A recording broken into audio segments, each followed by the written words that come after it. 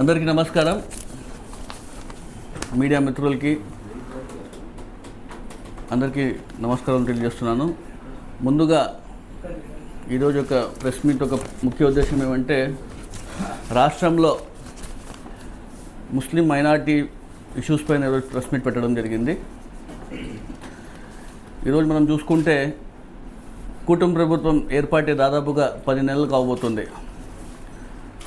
ముస్లిం మైనారిటీలకు ఏమైనా చేసినారంటే కన్నా శూన్యం తప్ప ఏ ఒక్క పథకాలని కూడా హామీ చేయని గొప్ప ప్రభుత్వం ఏదైనా ఉందంటే కూటమి ప్రభుత్వం.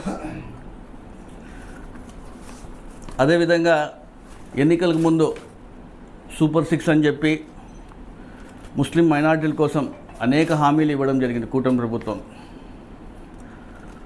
ఆ రోజు మేము అధికారంలోకి వస్తేనే మేము ఏవైతే హామీలు ఇచ్చామో ఖచ్చితంగా నెరవేరుస్తామని చెప్పి ఏ విధంగా వీళ్ళ అధికారంలో వచ్చినారో కూడా మనం ముందు ఒకసారి గమనించాలి. ముఖ్యమంత్రి గారు నారా చంద్రబాబు నాయుడు గారు కానివ్వండి, డిప్యూటీ సీఎం పవన్ కళ్యాణ్ గారు కానివ్వండి, ఆ రోజు అనేక హామీలు ఇవ్వడం జరిగింది. ముస్లిం మైనారిటీల కోసం 5 లక్షల రూపాయల లోన్, ఇంట్రెస్ట్ ఫ్రీ లోన్ ఇస్తామని చెప్పడం జరిగింది. అది ఎక్కడ పోయిందో ఒకసారి మన చంద్రబాబు నాయుడు గారు కానివ్వండి, డిప్యూటీ సీఎం గారు కానివ్వండి, ఫారూక్ గారు కానివ్వండి నేను ప్రశ్నిస్తున్నా. అదేవిధంగా హజ్కి వెళ్ళే ప్రతి యాత్రికుడు కూడా ఫైనాన్షియల్ అసిస్టెన్స్ కింద 1 లక్ష రూపాయలు కేటాయిస్తామని చెప్పడం జరిగింది. ఇప్పుడు దాదాపు ఒక 1.5 మంత్లో హజ్కి వెళ్తారు అందరూ. దాని వైపు కూడా ఒక మాట కూడా ఎవరు మాట్లాడే సందేహం కూడా లేదు. అదేవిధంగా దుల్హన్ పథకం, పెళ్లి చేసుకున్న పెళ్లి కూతుర్లకు వాళ్ళకి నేను 1 లక్ష రూపాయలు ఫైనాన్షియల్ అసిస్ట్ చేస్తానని చెప్పడం జరిగింది. ఇప్పటి వరకు కూడా ఏ ఒక్క పెళ్లికి కూడా వాళ్ళు కేటాయించిన విషయం కూడా మనం మరోసారి గమనించాలి. కూటమి ప్రభుత్వం ఏర్పాటై 10 నెలల్లో ఇమాం మౌజన్లో గౌరవవేతనం దాదాపుగా 12 నెలలు బాకీ ఉంటే ఈ రంజాన్ నెల ముందు 6 నెలలు కేటాయించడం జరిగింది వాళ్ళకి. మరో 6 నెలలు మరి వచ్చే రంజాన్కి ఏమైనా ఇస్తారో ఒకసారి కూటమి ప్రభుత్వానికి నేను ప్రశ్నిస్తున్నా. దాదాపుగా 90 కోట్లు ఉంటే వారికి 45 కోట్ల రూపాయలు కేటాయించడం జరిగింది. అది కూడా తొందరలోనే కేటాయిస్తే ఇమాం మౌజన్లు కూడా ఇబ్బందుల్లో ఉన్నారు చాలా, వారికి కూడా బాగుంటుంది అని మీ అందరూ తెలుస్తున్నాను. మరి ముఖ్యంగా ఎంబార్కేషన్ పాయింట్ గురించి కూడా ఈరోజు మీకు చెప్పడం జరుగుతోంది. గతంలో మనం చూసుకుంటే కన్నా ప్రతి ముస్లిం సోదరుడు హజ్కి వెళ్ళాలనేది ఒక జీవితంలో ఒక ఆయన కళ. ఖచ్చితంగా మేము హజ్ చేయాలా అనేది, దీని నుంచి మనకి ప్రభుత్వం నుంచి ఒక ఫైనాన్షియల్ అసిస్టెన్స్ కానివ్వండి, ప్రభుత్వం సపోర్ట్ ఉంటే ఇంకా బాగుంటుందని చెప్పే ఉద్దేశంతో అనేక మంది కూడా దీనిపైన ఆశపడుతుంటారు. కానీ మనం చూసుకుంటే ఈరోజు కూటమి ప్రభుత్వం ఏ విధంగా ముస్లిం మైనారిటీ సోదరులపైన ఏ విధంగా వ్యవహరిస్తుందో కూడా ఒకసారి మనం అందరూ గమనించాలి. ఈ మార్చి 18వ తారీఖున government of India, ministry of minority affairs ఒక లెటర్ రిలీజ్ చేయడం జరిగింది. ఏమంటే కూడా హజ్ యాత్రికులు విజయవాడ నుంచి వెళ్ళడానికి వీలు లేదు, అది మేము రద్దు చేస్తానని చెప్పి ఒక జీవో రిలీజ్ చేయడం జరిగింది. ఇది కేవలం కూటమి ప్రభుత్వం నిర్లక్ష్యంతోనే ఈ విజయవాడ నుంచి వెళ్ళే హజ్ యాత్రికులకు అక్కడ ఎంబార్కేషన్ పాయింట్ తీసేయడం జరిగిందని కూడా మీ అందరికీ తెలియజేస్తున్నాను. మనం చూసుకుంటే గత వైసీపీ ప్రభుత్వంలో జగన్మోహన్ రెడ్డి గారు కానివ్వండి, డిప్యూటీ సీఎం అంజద్ బాషా గారు కానివ్వండి, మన రాష్ట్రం విడిపోక ముందు హజ్ యాత్రికులకు వెళ్ళే వాళ్ళందరూ కూడా హైదరాబాద్ నుంచి వెళ్ళేవారు. మన రాష్ట్రం ఇప్పుడు ఉమ్మడి బైఫర్కేషన్ అయిన తర్వాత మన సపరేట్ రాష్ట్రం ఏపీ రాష్ట్రానికి సపరేట్ ఒక ఎంబార్కేషన్ పాయింట్ ఉండాలా అని చెప్పి డిప్యూటీ సీఎం గారు కానివ్వండి, మైనారిటీ సోదరులు అందరూ కలిసి జగన్మోహన్ రెడ్డి గారు చెప్తే ఆయన ఖచ్చితంగా ఇది తీసుకొద్దామని చెప్పి ఆ రోజు చెప్పడం జరిగింది. ఏ విధంగా అయితే ఆయన చెప్పారో సెంట్రల్ గవర్నమెంట్ని కూడా లెటర్ రాయడం జరిగింది. ప్రధానమంత్రి నరేంద్ర మోదీ గారు కూడా అప్పట్లో ఒక లేఖ రాసి ఖచ్చితంగా మనకి విజయవాడ నుంచి ఎంబార్కేషన్ పాయింట్ తీసుకురావాలని చెప్పేసి ఉద్దేశంతో ఆ రోజు జగన్మోహన్ రెడ్డి గారు కృషి చేయడం వల్ల కృషి చేయడం వల్ల విజయవాడ నుంచి ఎంబార్కేషన్ పాయింట్ని కూడా కేటాయించడం కూడా జరిగింది. 2020లో ఎంబార్కేషన్ పాయింట్ ఇవ్వడం జరిగింది. 2020లో కోవిడ్ కారణంగా హజ్ జరగలేదు. అదేవిధంగా 2021లో చూసుకున్నా కూడా హజ్ జరగలేని విషయం కూడా మీ అందరూ తెలుసు. 2022లో కూడా జరుగుతుందా లేదా హజ్, ఇంకా కోవిడ్ ఉంది అక్కడ, కొంతమందికే కేవలం అలాట్ చేసినారని చెప్పి ఉద్దేశంతో అప్పుడు కూడా హైదరాబాద్ నుంచే చాలామంది యాత్రికులు వెళ్ళడం జరిగింది. అదేవిధంగా 2023లో మరి లేఖ రాయడం జరిగింది సెంట్రల్ గవర్నమెంట్కి, ఎంబార్కేషన్ పాయింట్ ఇవ్వాలా అని చెప్పేసి చెప్పడంతో మరి మాకు ఎంబార్కేషన్ పాయింట్ని కూడా కేటాయించడం విషయం కూడా మీ అందరూ తెలియజేస్తున్నాను. 2023లో చూసుకుంటే కూడా 1800-1300 యాత్రికులు అప్లై చేసింటే హైదరాబాద్ నుంచి వెళ్ళడానికి మరి విజయవాడ నుంచి వెళ్ళడానికి తేడా 83,000 వచ్చేది. ఇది అదనంగా ఎక్కువ వస్తుంది, హజ్ యాత్రికులు ఇబ్బంది పడతారు అని చెప్పేసి వైఫ్ అండ్ హస్బెండ్ పోయినా కూడా దాదాపుగా 1,64,000 రూపాయలు ఎక్కువ వస్తుంది,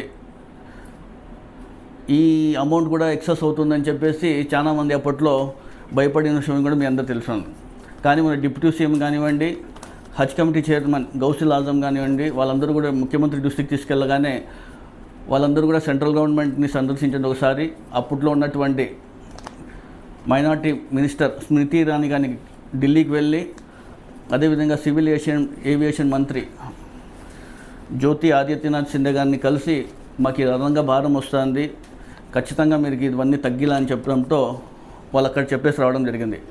వాళ్ళు ఇక్కడ వీళ్ళందరూ పోయి కలిసి వచ్చినా కూడా ఏ ప్రయోజనం కూడా లేకపోయింది.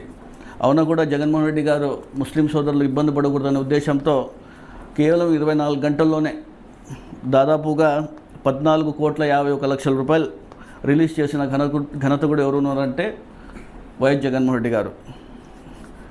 కానీ ఈరోజు చూసుకుంటే మనం 2024లో హజ్ యాత్ర ఏప్రిల్ నెలలో జరిగింది. మార్చ్లో ఎన్నికల కోడ్ కూడా రావడం జరిగింది. అదేవిధంగా మరీ మన ముస్లిం సోదరులు ఇబ్బంది పడకూడదన్న ఉద్దేశంతో ఓట్ ఆన్ అకౌంట్ కింద 14,04,00,000 రూపాయలు అప్పుడే జగన్మోహన్ రెడ్డి గారు కేటాయించడం కూడా జరిగింది. దాదాపుగా సంవత్సరం కాబోతుంది. ఇప్పటికి కూడా కూటమి ప్రభుత్వం ఆ 14 కోట్లు కూడా రిలీజ్ చేయకపోవడం కూడా ఎంత బాధాకరం కూడా ఒకసారి మీరు అందరూ గమనించాలి. ఈరోజు అనేక హామీలు ఇవ్వడం జరుగుతుంది కూటమి ప్రభుత్వం. ముస్లిం మైనార్టీలకి మేము అండగా ఉంటాం, ఏ కష్టం వచ్చినా మేము చూసుకుంటాం, కేవలం మాటలు తప్ప ఏ ఒక్క హామీని నెరవేర్చకపోవడం, ఇవన్నీ చూస్తుంటే చాలా బాధాకరం. రంజాన్ నెల కొద్ది రోజుల ముందు మసీదులో మరమ్మతుల కోసం మీకు ఫండ్స్ అలాట్ చేస్తామని చెప్పారు. ఏ ఒక్క రూపాయి కూడా కేటాయించకపోవడం కూడా ఒకసారి మీరు గమనించాలి. ముస్లిం మైనార్టీ సోదరుల కోసం విదేశీ విద్య అన్నారు. ఏ ఒక్కరు కూడా విదేశీ విద్య పోయిన సందర్భాలు కూడా లేవని కూడా మీ అందరూ తెలుస్తున్నాను. అదేవిధంగా ప్రతి సంవత్సరం ఇఫ్తార్ విందు అని చెప్పేసి ప్రభుత్వం ఏర్పాటు చేసే ఈ ఇఫ్తార్ విందులో గత ప్రభుత్వంలో మేము చూసుకుంటే అనంతపూర్ డిస్టిక్కి 5 లక్షల రూపాయలు కేటాయించిన ఘనత ఎవరు అంటే వైఎస్ జగన్మోహన్ రెడ్డి గారు. కానీ ఈరోజు మనం చూసుకుంటే కూటమి ప్రభుత్వం వచ్చినాక ఇది 2 రోజుల ముందే రావడం జరిగింది. ఇది 3,50,000 రూపాయలు కేటాయించడం జరుగుతుంది. దీన్ని బట్టి అర్థమవుతుంది అనంతపురం నగరంలో ఏ విధంగా ఎంతమంది ముస్లిం సోదరులు ఉన్నారు, ముస్లిం మైనార్టీలు ఎక్కువ అనంతపురంలో. ఇంకా ఇక్కడ మీకు ప్రేమ ఉందా, ఇంకా ఎక్కువ కేటాయించాలా కానీ ఎక్కడ తగ్గిస్తారా అని చెప్పి కూడా మీరు ఒకసారి గమనించాలి. ముస్లిం సోదరులకు నేను ఒకటే చెప్పగలుచుకుంటున్నాను.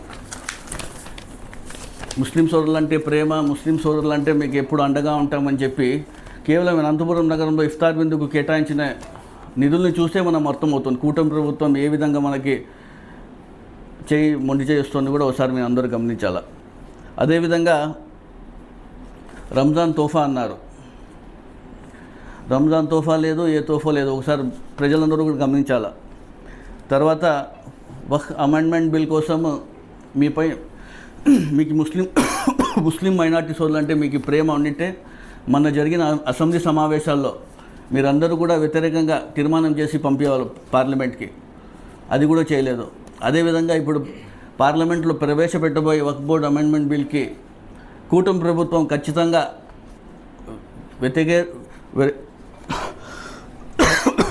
వ్యతిరేకించాలని కూడా మీ అందరికీ తెలియజేస్తున్నాను. దీన్ని బట్టి మనం చూడాలా, కూటమి ప్రభుత్వం ముస్లింలపైన ప్రేమ చూపిస్తుందా లేక ఎన్డీఏ ప్రభుత్వం పైన ప్రేమ చూపిస్తుందా కూడా ఒకసారి మీ అందరూ గమనించాలా. ప్రజలందరూ గమనిస్తున్నారు. కేవలం ఏదో ఎన్నికలకు ముందు మేము హామీలు ఇచ్చాము, ఎన్నికల తర్వాత ఏం చేసినా చేయకపోయినా చెల్లుతుంది అని చెప్తే కుదరదు. అది ప్రతి ఒక్కటి కూడా ప్రజలందరూ గమనిస్తున్నారు. మీరు చేసే ప్రతి పని కూడా ప్రజలు కూడా ఆశ పెట్టుకొని ఉంటారు. ఇమాం మౌజులు అయితే కానివ్వండి, రంజాన్ తోఫా అయితే కానివ్వండి, దుల్హన్ పథకం అయితే కానివ్వండి, ఇఫ్తార్ విందులో మీరు తగ్గించినటువంటి నిధులు కానివ్వండి, మసీద్ మరమ్మతులకు మీరు డబ్బులు కేటాయిస్తామని చెప్పడం అదైతే కానివ్వండి, విదేశీ విద్యకు పంపిస్తామని చెప్పి మైనార్టీలకు చెప్పడం అదైతే కానివ్వండి, ఇవన్నీ కూడా ప్రతి ఒక్కటికి గమనిస్తారు. ఎంబార్కేషన్ పాయింట్ తీసేయడం కానివ్వండి, ఇవన్నీ కూడా ప్రతి ఒక్కటి ప్రజలు ఒక్కొక్కటి అన్నీ గమనిస్తారు. దయచేసి ఇప్పుడైనా కూటమి ప్రభుత్వం ముస్లిం మైనార్టీలపైన ప్రేమ చూపించి మీరు చెప్పిన హామీలన్నీ కూడా నెరవేర్స్తే బాగుంటుందని చెప్పి చంద్రబాబు నాయుడు గారు కానివ్వండి, డిప్యూటీ సీఎం గారు కానివ్వండి, అదేవిధంగా ఫారూక్ గారికి నేను మైనార్టీ మంత్రి గారు కోరుకుంటాం చెప్తాను.